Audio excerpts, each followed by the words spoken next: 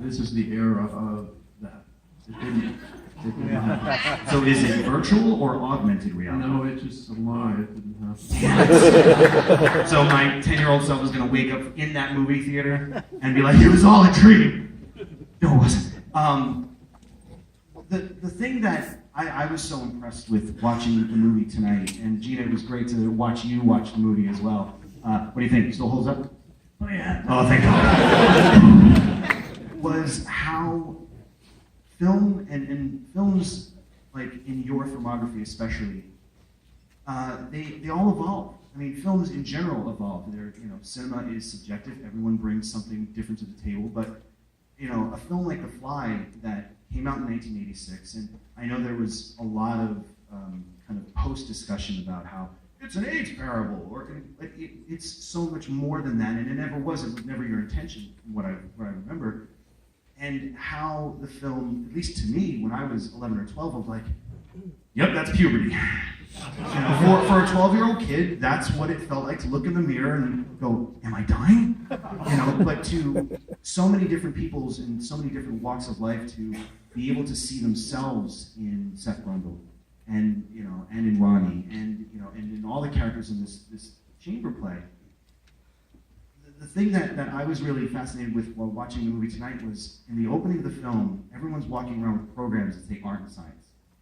And thinking about where you were in your career at the time, this is coming off of Dead Zone, and I remember reading in many magazine articles, because you keep up on your career, that you were at the time developing Total Recall, and how that unfortunately fell apart, and you were in LA, and you were kind of looking for a job, and Brooks Films kind of swooped in and presented you with this idea, which was Charles Pogue's original script. Where were you at that time? Take us back, if you don't mind, to that time where you were this artist in a way, kind of, because very like Seth Brundle to me reminds me of like you back then. Not that I knew you back then, I wish I did, but that feeling where you're almost like this roguish artist / scientist. I don't remember anything. That's a lie. I'm taking the fifth. I think I was drunk a lot. But that's not true. Yeah, I do remember. I mean, I had a good time trying to make Total Recall with Dino De Laurentiis, and I spent a lot of time in Rome. And actually, I spent time in Tunisia looking for a location for what would play Mars in Total Recall, and I think I wrote 12 drafts over the course of a year. And we had some serious disagreements about what the movie should be. And I can't remember all the details of it, but yeah, so at that point it was like, I need work. Was it something that you stepped away, or was it just a mutual, like, let's part amicably at the time? Well, it was amicable, but I think it was my choice. I realized I wasn't going to be able to make the movie that I wanted to make. It wasn't going to be. In fact, I seem to recall, and it's not total, Ron Shusett had been involved in Alien, I think, and he was the producer, but, and at one point he read the script and he said, well, you know what you've done. You've written the Philip K. Dick version. He said, as though that was a bad thing. We have notes, and you were faithful. Yeah, I thought that's what we were doing, because it is like a Philip Dick novel, And that was where we had a disagreement. He said, no, we wanted to be Raiders of the Lost Ark, go to Mars. Now, I'm sure that, even if I were on the Supreme Court, I could swear to that. But that's how the dialogue went. So, and yet, no, I can't remember what room we were in, what hotel, or what city, but I do remember that exchange. So I realized that we were trying to make two different movies, and I didn't want to make that. Now, much has been written about your collaboration with Mel Brooks, Brooks Films, who's one of the producers of the film. to use a bad pun, to be a fly on the wall in those conversations. You know, I know. Hey, you brought it with the Total Recall one. Sorry, you opened the floodgates there. But I'm the guest here. That's a You're good point. Touche, sir. What were those initial conversations like, sitting down with Mel? Because I remember there was this one story about he was the one who came up with the "Be afraid, be very afraid" quote. That Yes. truth or false? One of those things you want to talk about first. Let's see. Let's talk about you and Mel in a room. Yeah. So Mel and I were in the room.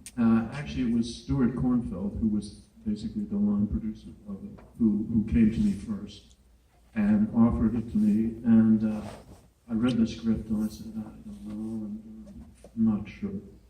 And then they came back to me and said, you know, we'll pay you twice what you got on your last film. And I said, well, pretty interesting.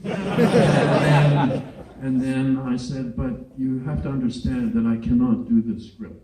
I mean, there are a couple of good ideas in it, but basically, at the character level, it simply doesn't work at all. It's really kind of not interesting.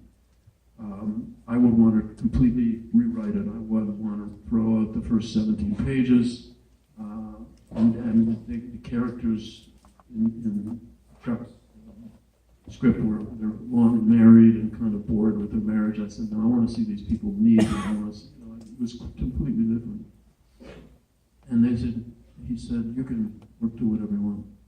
So I thought, okay, twice the money, and I can do whatever I want. Is that a good deal? Yeah, I was like, yeah. And you know, I've never gotten that deal since. But yeah, so that was the basis of it, and I didn't meet Mel for a while after that. And yes, I had written the script, and at one point Mel was saying about that particular moment. He said, "No, when he says don't be afraid, yeah, the answer should be yes, be afraid, be very afraid. You should say be afraid, be very afraid." He wasn't really giving me dialogue; he was just reacting. And I said, "Yeah, I'm going to put that in the script." So let's say it was a collaboration. But yes, it was Mel who came up with that. So this was also your first studio film working with 20th Century Fox. I mean, Dead Zone was... No, honestly, it was the same. I had never done a studio film. There was always somebody in between me and the studio. With the Dead Zone, it was Dino De Laurentiis Productions, and with this one, it was Mel. It was Brooks Films. So it was never a direct in-house studio. It was always somebody working with the studio. Because obviously, if you look back at the kind of the trajectory that the film took and the life that it led, I mean, obviously, it was the film that got my dad out on a Tuesday night. It was a very mainstream film. Everyone, I remember when it was first released, it was presented and marketed and released as a mainstream film. Did Fox have any, did they augment your workflow at all? I mean, obviously you had the in-betweens, but was there anything on a studio level or a bigger level, very much like, you know, going back to Seth Rundle and how he was kind of underfunded by Bartok, you know? Was there a higher power guiding you along the way at all? Are we talking religion now? We're going to get deep. No, I did have to talk to studio executives at times. I remember sitting with Barry Diller, who was the big honcho at Fox at that time, and it was just the two of us in the room, and we were watching the movie together. And at a certain point he said, this could actually be good. Because I think Positive he sign. really thought it was going to be, you know, for him, a relatively expensive schlocky horror film, and it was suddenly kind of good. And then he had one criticism that was so odd, and this is the kind of thing you have to deal with all the time in movies. There was a scene where the Brundlefly, finally the creature, comes out of the pod, and I had a shot of the tail of the creature kind of dragging out of it. He said, I don't like that shot. You gotta get rid of that shot. What? I said, you know, you might not like it, and I understand that, but the fans will really want that shot. They need that shot. And at that, he said, okay. Sir, the fans. I think he realized that he didn't understand certain things about the movie and about the audience of the movie, and he accepted it. So I mean, that was okay, you know? And that was really, that was it. Probably the real linchpin of the film is the chemistry between Seth and Veronica. That, like, now more than ever, there's so many scenes in this film that relate more to tragedy, you know, and pure romance than what you would normally expect for a schlocky horror movie, which is, I'm sure, what Barry responded to. On that level, when it came down to casting, did they have any say in how you were picking between Jeff and Geena and John? I did have to fight for Geena. I mean, I had my eye on Geena because I had seen her you did a TV show, and of course Jeff knew Geena, but I said I think we need to cast Geena because she's tall. Because Jeff is very tall, and we need, you know, that was my, you know, kind of baseline argument. And Fantastic criteria. okay, well, and you know, they always go through crazy ideas about who is, you know, who's hot and who's valuable and it's always very subjective, but they try to pretend that it's actually objective, but it isn't, it's subjective.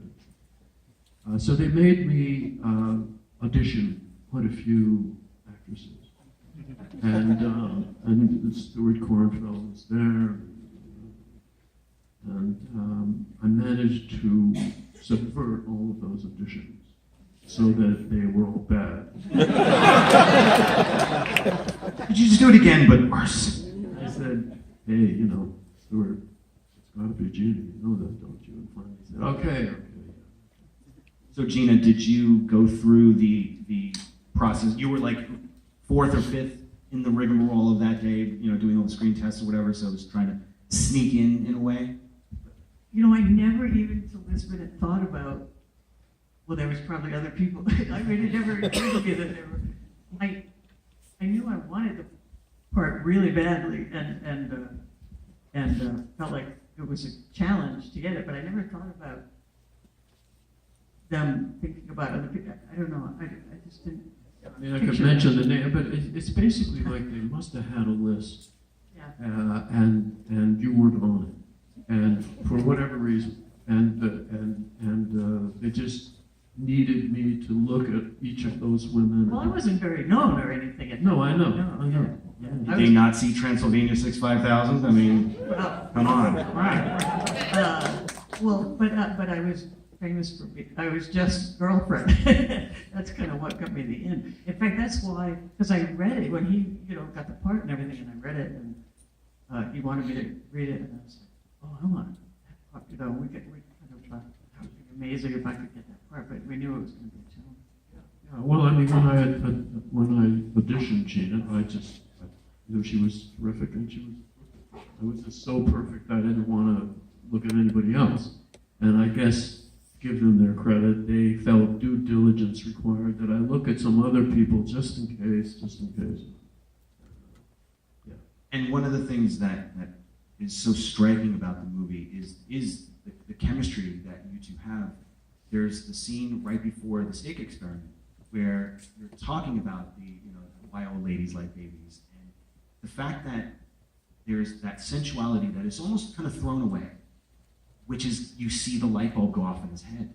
And if you guys didn't have that chemistry in the film, it would never work. And on the flip side, the moment when you hug Brundlefly right after his ear falls off. I remember hearing a story like during a test screening, like didn't the audience like laugh or something like that when like the first time that they had seen it? They didn't know how to react in a way.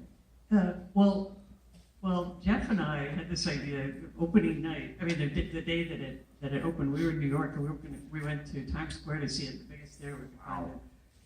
To stand in the back and watch it, and it's so fun to watch a movie like that. I mean, even tonight, we heard people react audibly throughout the movie, and this was a very important and touching scene to us. You know, that I overcome my incredible revulsion and embrace him despite something horrific that just happened. And so we, knew that this was an incredibly significant and meaningful scene. And so I didn't think about the fact that his ear falls off, and then I hug him on that side. I just pressed right up against where it fell off. And the reaction in the audience, enormous theater, was so loud and long that you couldn't hear the next two scenes, any of the dialogue. People were just, oh my God! Oh, we should have thought of that, maybe. I did think of it.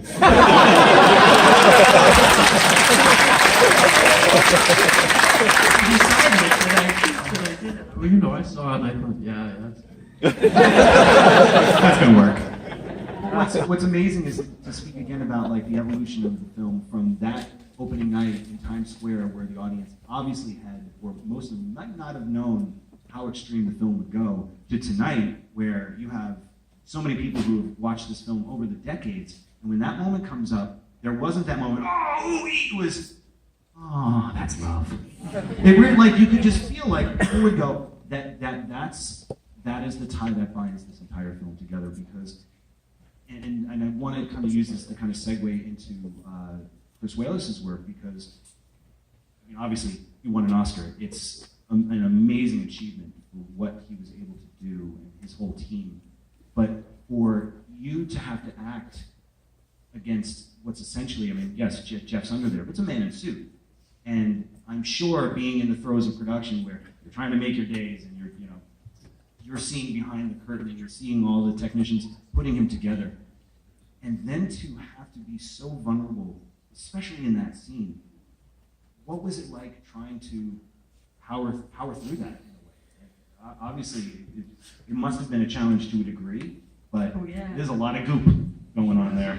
There was a lot of goop, and I think it's because of this movie that I got other roles. So I've had a lot of interspecies experience. I was the parent of a rodent and Beetlejuice, all that kind of stuff. People thought of me because they knew, well, she can act with stuff that's not, really human.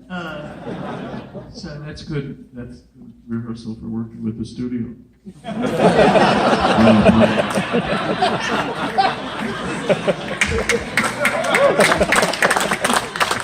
I want to talk a little bit about that piano. I want to talk about that piano in the room. Knowing the skilled pianist that Jeff is, I'm guessing there was a lot of between take impromptu moments. There was. They would. He would Jeff play the piano. They would sing together.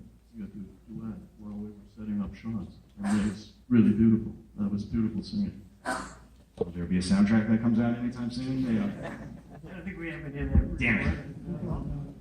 But the relationship was in what David wrote. That was what's so exciting to us, to have this incredible, passionate love story that was so real and so detailed, to be able to work with. It was all in the writing, which is accomplishing. But you never, again, growing up in the kind of splatter era where, practical effects like Chris's work were being used as marketing tools, people were going in thinking that they were going to see not only a remake of a kind of well-known B film, but a gore-tastic horror film, and you walk out and you see people with wet eyes and not realizing that there is a tragic sensibility to it, and a very operatic tragedy setting. And I think part of that is in no due diligence to Howard's work. Again, being in the theater with a bunch of cineasts and feeling the power of that first moment that you bring to the table.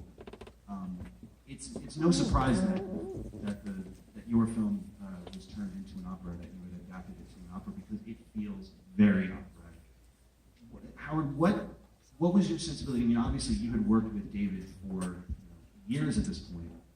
What was it about The Fly what inspired you about The Fly to take that kind of elevated stance in the sonics? Well, I was working towards this sound for quite a few years. This is the fourth film that I did with David. Previously was The Brood, and then Scanners, Videodrome. And I was slowly working my way to this sound, really. And there were elements of this in the earlier films. But this is a purely symphonic score. It was something I was interested in musically in developing. And I was really interested in Italian opera at the time. So I really wrote it as a tragic opera, which was not, at the time, that really a popular way to approach a genre film that really being done this way. They were certainly using big orchestras, like the sound of this film. But it was something I was interested in, and I kind of worked my way into that symphonic sound. One cue in particular tonight that reminded me of, again, being in the opera that evening, was the moment when Seth realizes who the other traveler was in the pod. And this cue, and it's this fade to black, you almost expect intermission to come up, you know. And again, it's another element that takes the film to a much grander level than what you would expect, you know, in terms of horror films at that time. Another thing that I wanted to ask you, Howard, was obviously you've worked with some other masters, Scorsese, Tim Burton. I know that like Scorsese in particular has, you know, he's a wealth of musical knowledge. What's your process in working with David as opposed to other filmmakers? Because I've heard that David is very intuitive with you in your process, whereas some other filmmakers might be like, hey, check out this cool temp score I got. Let's do something like that. Well, actually, The Fly came out the same year. A few other films that I worked on were also the same year. One was Scorsese's After Hours, with Penny Marshall. It was all the same year. Big. Yeah. And I'm not sure how that all happened, but that, you know, it was over. It was what? It was over a period of maybe a year or a year and a half. And so, then a lot of things started, you know, in terms of came off of other films and stuff. But working with those ones, certainly with David, has been really the background of all of my writing for motion pictures. Like from the 15 films that we collaborated on, I think of the other films that I did, like After Hours, and even films like this, they were all sort of offshoots of things that I had tried. David allowed me a lot of creative freedom. Not all directors do. Scorsese certainly allowed me a lot. One final thing before we go on to Naked Lunch. Again, I had only seen the film once in the theater with my dad that night. Ever since, I had seen it at home, you know, on HBO, maybe with my brothers, maybe with my family members. But usually it was not with 200 to 300 like-minded psychopaths. And I forgot how funny this movie is. And a lot of it stems from you, as a filmmaker and a storyteller, not forcing the comedy onto the audience. It's allowing it to truly permeate through the characters. Was that something that developed more with you working with Geena and with Jeff? Was that like on the page? I know. Like last night, you would say all my films are comedies. This one really tore the roof off in terms of, it felt like a Farrelly Brothers movie at some point. You know, it was like it worked the crowd in a way that I don't remember in previous viewings. I'm normally not that interested in characters who don't have a sense of humor. And I think just in terms of people, you know, you have much more affection for people who have a sense of humor. Because that indicates a certain understanding of the human condition, its essential absurdity, and a few other things. And so you need that. I think you need that. And so when I'm creating a character, it's just natural for me to have a sense of humor. So, and the humor comes usually out of that, you know, rather than a situation that I impose on the characters. one of my favorite throwaways, which isn't throwaway at all because the audience died, but when he pulls up his shirt, he's like, "What's that? I don't know."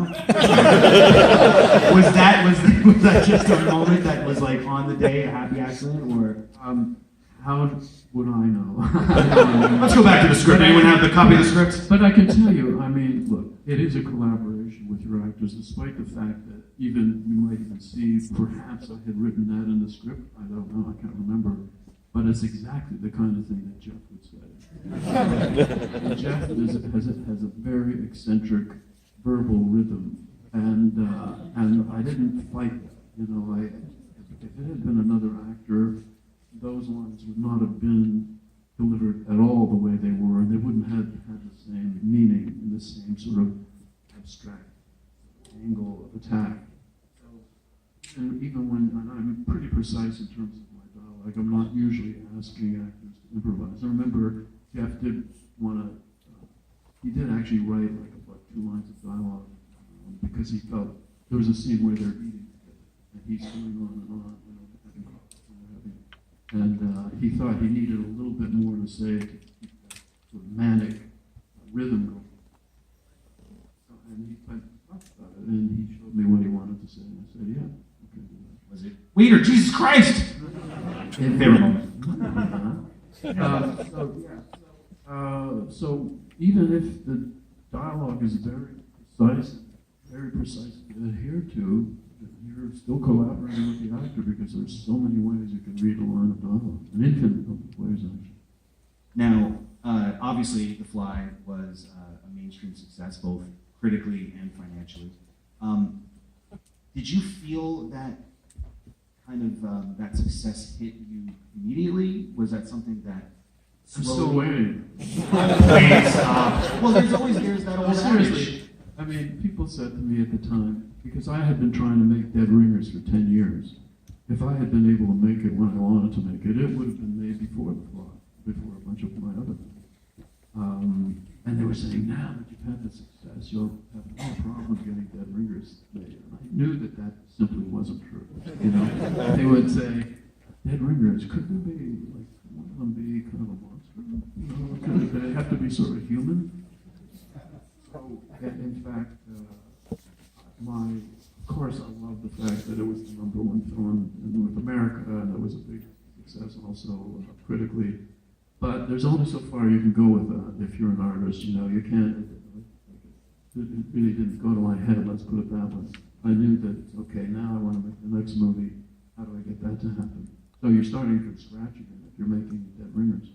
And that's always the way. Like, it's almost like every time you make a film, the clock restarts, and you have to challenge yourself. You have to prove yourself again. And you know, with The Fly, I was saying before, like there's that old adage: there's one for them and one for me.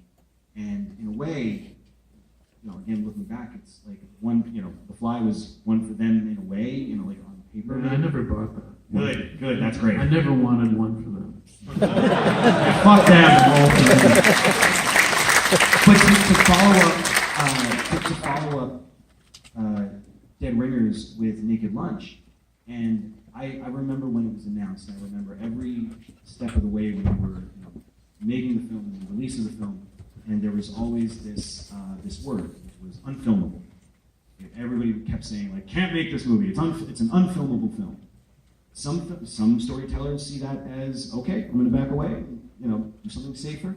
Others feel that is a welcome challenge. Was there any point in the process of writing the film and developing the film and obviously executing the film where even you said, "Yep, unfilmable"? I think all novels are unfilmable. I think you have to reinvent them. Wait, like the line, not reproduce, but to no, you have to reinvent them. You have to rethink them. And William Burroughs, maybe surprisingly, I don't know, depending on what you might have anticipated from him, was completely willing to let me do that. I mean, for example, I said, William, I mean, here we are, Naked Lunch, the book, but you've also written many other books, including one called Queer, where you talk about shooting your wife. I mean, he murdered his wife, or accidentally killed his wife, we don't know. I said, I have to include that in this movie. And because I don't understand the book without that. And he said he said he wouldn't have written anything if that hadn't happened. That in a way, all his writing is an attempt to exercise that from him or to understand it. And then he said, I don't separate my life from my work, so yeah, go ahead. So I was never, the movie is in fact kind of a synthesis of a lot of his writing, not just the book Make It Lunch. And it was to make a movie called Make It Lunch. Not the book, it's the book. And in the casting of Peter Weller, what were you looking for in particular when it came to Bill Lee being the kind of the surrogate for Burroughs itself? Was there anything in particular you were looking for, and what did Peter bring to it? Yeah, I really, we needed someone, I needed someone who felt like Burroughs, like a younger William Burroughs. I needed his feel, his look, the sort of strange, hip coolness that was also kind of perverse and Midwestern too. It's an odd combination for a guy who was a bohemian and then, a drug addict and a writer and a hipster, whatever you want to call him. So, and Peter had that, he had had big success in Robocop. And at a certain point, I really wanted him for the movie, and at a certain point, he had to decide whether to do a sequel to Robocop or Lunch. And the money was really not the same for both, I can tell you that. And he decided to do Make It Lunch, because he was devoted to Burroughs. He loved Burroughs' writing. And he was very, very literate. He really knew all of the writers, Ginsberg and everybody else. So that's sort of the Beat generation of writers. He really knew them very well. Was that helpful on set to be with someone who was so in sync with Interzone and to be able to have that shorthand for him, to know that Peter was so ensconced in that world? It's great. That's half the battle. It's like, he understands the script, he understands the stillness, he understands the rhythm. I was lucky to get him. And Howard, one of the things that I think is so great about the score is your collaboration with Ornette Coleman, the jazz musician. Obviously, and he had ties to Burroughs as well. Talk about that collaboration, if you will. Well, his album, The Shape of Jazz, kind of came out right around the same period as Naked Lunch. Ornette knew Burroughs, and I knew Ornette, and actually had worked with him a little bit before. I called him; he was really interested in doing it, and I was working with the Benedetti tapes of Charlie Parker, and I wanted Ornette to redo the Parker recording, re-record the composition. But he wanted to write his own